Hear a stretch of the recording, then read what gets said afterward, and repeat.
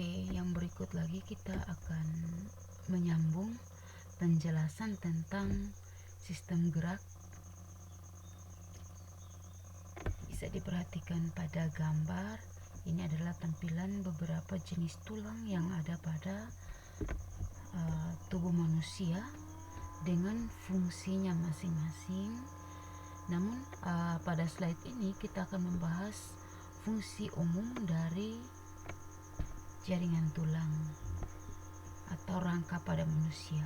Jadi kalau pada gambar ini bisa terlihat di sini ada tulang dahi, ada tulang pipi, kemudian ada tulang rahang atas, kemudian ada tulang rahang bawah, ada tulang pelipis. Nah, ini komponen tulang utama yang terdapat pada tengkorak.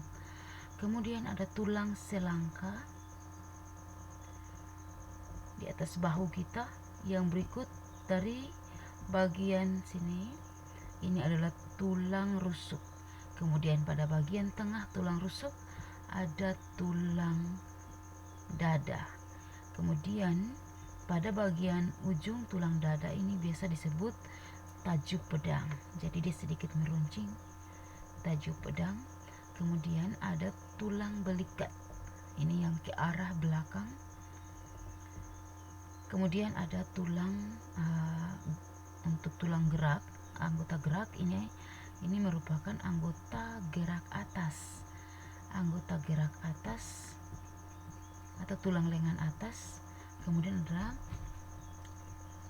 anggota masih bagian anggota gerak atas, yaitu tulang lengan bawah. Untuk tulang lengan bawah sendiri tersusun atas dua buah tulang, yaitu ada tulang hasta dan juga ada tulang pengumpil. Kemudian ini ada tulang jari atau falangs. Ada metakarpal atau tulang di telapak tangan. Kemudian pada bagian struktur belakang kita itu ada yang menjadi ciri khas pada struktur vertebrata atau hewan yang memiliki tulang belakang, yaitu struktur tulang ini. Termasuk salah satunya adalah manusia yang masuk dalam vertebrata. Yang berikut ada tulang pinggul. Tulang pinggul ini ada pinggul bagian kiri dan juga ada pinggul bagian kanan. Dan ada tulang kelangkang yang kemudian dia akan membentuk tulang duduk pada daerah bokong.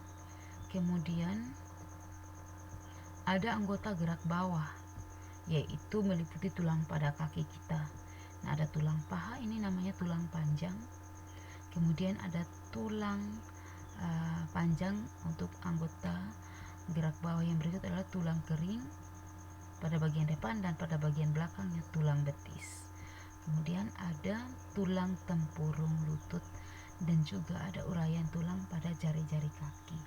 Nah, ini sebagian besar tulang yang bisa kita rasakan ketika kita memegang bagian tubuh kita untuk menunjukkan tulang-tulang tersebut. Masih banyak tulang yang belum dijelaskan di sini, termasuk di bagian organ bagian dalam. Ini tulang yang secara morfologi kita bisa merasakan sendiri pada bagian tubuh kita. Namun masih ada banyak tulang yang belum diuraikan di sini. Misalkan tulang pada wajah, itu ada beberapa jenis tulang lain lagi. Nah, kita lihat untuk fungsi tulang. Untuk fungsi tulang sendiri, yang pertama, dia memiliki fungsi imunologis. Kok bisa tulang berfungsi dalam sistem imun? Ya, jadi tulang itu dia memiliki peran dalam sistem pertahanan tubuh. Mengapa? Karena di dalam tulang itu terdapat sumsum tulang, dan sumsum tulang ini dia mengandung limfosit B. Limfosit B ini dia punya tugas untuk mensintesis atau membentuk antibodi. Nah, kalau antibodi sendiri dalam tubuh kita itu untuk membackup atau membangun kekebalan tubuh bagi tubuh kita. Yang berikut, fungsi proteksi. Nah, ini maksud dengan fungsi proteksi yaitu dia untuk melindungi. Apa yang dia lindungi? Tulang dia berperan dalam proses melindungi atau proteksi itu. Contoh di sini tulang rusuk. Tulang rusuk ini tugasnya untuk memberikan proteksi bagi organ-organ yang ada di dalamnya. Organ apa yang ada yang dia proteksi? Yaitu ada organ jantung, organ paru-paru yang ada di dalam rongga dada. Organ-organ itu merupakan organ lunak yang harus dilindungi oleh kerangka atau tulang rusuk. Yang berikut lagi, jadi ini untuk melindungi alat-alat tubuh dalam yang lemah. Yang berikut lagi ada fungsi formasi. Untuk fungsi formasi sendiri, dia merupakan fungsi yang memberikan bentuk atau kerangka bagi tubuh hewan dan manusia seutuhnya. Jadi memberikan postur. Jadi kalau ada orang yang memiliki kelainan dalam pertumbuhan tulang, misalnya mengalami tulang yang bengkok pada bagian punggung atau dikenal dengan istilah bongkok, nah itu memberikan formasi tubuh yang tidak terlihat sempurna. Tetapi kalau bagi pertumbuhan tulang normal, maka tulang itu akan memberikan postur yang tegap pada tubuh seseorang. Dia bisa menyokong tubuh dengan lebih baik, memberikan formasi atau bentuk tubuh yang sempurna pada seseorang atau pada hewan. Yang berikut fungsi formasi sendi. Nah, untuk formasi sendi sendiri, kalau sendi sendiri dia merupakan penghubung antara satu tulang dengan tulang yang lain. Misalnya antara tulang lengan bawah dan tulang lengan atas, di sini ada persendian, atau pada bagian lutut, atau pada bagian tulang paha ke panggul. Oke. Semua ini atau pada ruas tulang belakang. Nah, ini semua mengandung ruas-ruas atau sendi. Nah, untuk fungsi formasi sendi sendiri, di mana rangka ini dia memberikan suatu sistem pengungkit. Yang pengungkit, kalau kamu bisa bayangkan seperti ketika otot digerakkan, terjadi pergerakan pada otot yang melekat pada rangka. Ini bisa mempermudah satu gerakan karena bisa ada terbentuknya formasi sendi pada sistem rangka. Nah, kalau otot sendiri pada tubuh manusia dan hewan itu dia merupakan alat gerak pasif. Sementara kalau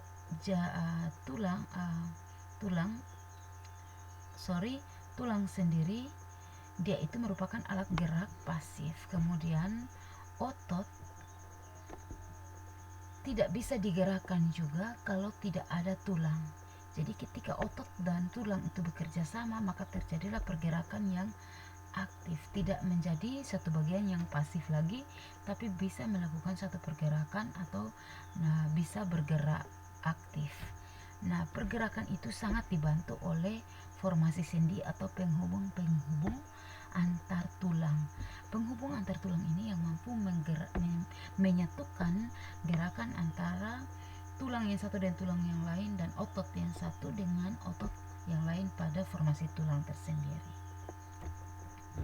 Yang berikut fungsi hemopoiesis. Nah, fungsi ini kenapa hemopoiesis?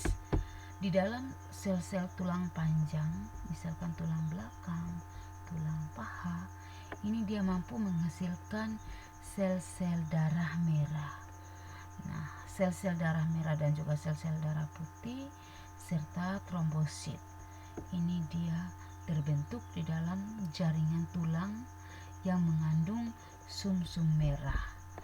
Nah, kalau sumsum sendiri, kalau kita misalkan mengkonsumsi daging iga misalnya, kita bisa ketemu bagian yang berwarna yang ada di dalam tulang yang berwarna kemerahan coklat, kemerah-merahan ketika sudah dimasak. Nah, itu bagian tulang yang dia bisa menghasilkan sel darah merah.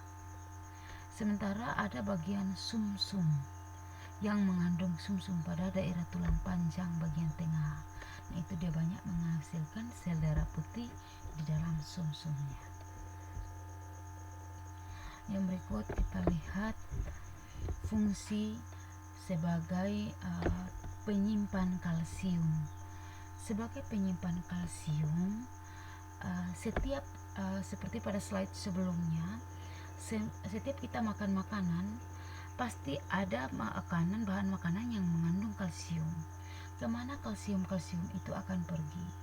Ketika terjadi penyerapan oleh sel-sel tulang, kemudian kalsium itu akan tersimpan dan juga mineral lain akan tersimpan di dalam matriks tulang, dan itu untuk memenuhi ketika tulang membutuhkan proses mineralisasi atau penyerapan untuk pembentukan sel-sel yang baru ataupun perbaikan sel-sel tulang di dalam tulang kita. Yang berikut kita lihat jenis-jenis tulang. Nah, untuk jenis-jenis tulang pada tubuh manusia, yang pertama, tulang itu dikelompokkan berdasarkan bentuk dan ukuran. Maka berdasarkan bentuk dan ukuran itu ada beberapa kelompok tulang. Yang pertama, tulang pipa atau disebut dengan tulang panjang. Nah, untuk tulang pipa sendiri secara struktur dia merupakan tulang yang berbentuk seperti pipa atau berbentuk silindris. Pada bentuk silindris, pada bagian ujung atau diafisis dari tulang panjang ini, contohnya pada tulang paha berbentuk silindris karena pada bagian ujung atau diafisis dari tulang itu dia akan membentuk silinder. Kemudian pada bagian diafisis atau bagian tengah tulang terdapat rongga sehingga di dalam rongga ini bisa berisi sumsum atau yang pada slide sebelumnya dia bisa membentuk sel darah merah. Yang berikut, pada bagian ujung-ujung dari tulang pipa atau tulang panjang ini dia tersusun oleh tulang rawan. Jadi di setiap bagian ujung dari tulang keras kita, baik itu tulang lengan, tulang paha, itu dia mengandung tulang rawan pada bagian diafisis atau bagian ujung tulang. Nah, di antara bagian diafisis dan epifisis atau bagian ujung dan bagian tengah tulang terdapat daerah metafisis. Daerah metafisis ini dia mengandung tulang rawan. Jadi daerah metafisis ini dia di antara bagian ujung tulang dan tengah tulang, berarti dia mau ke arah ujung tulang, sehingga bagian ini banyak mengandung sel tulang rawan. Kemudian pada metafisis sendiri terdapat bagian yang disebut cakra epifisis, yaitu bagian tulang pipa yang memiliki kemampuan untuk tumbuh memanjang. Nah, dengan demikian maka tubuh kita selalu mengalami perubahan postur tinggi karena terdapat bagian yang tugasnya untuk memberikan proses tambah panjang pada tulang di dalam tubuh kita.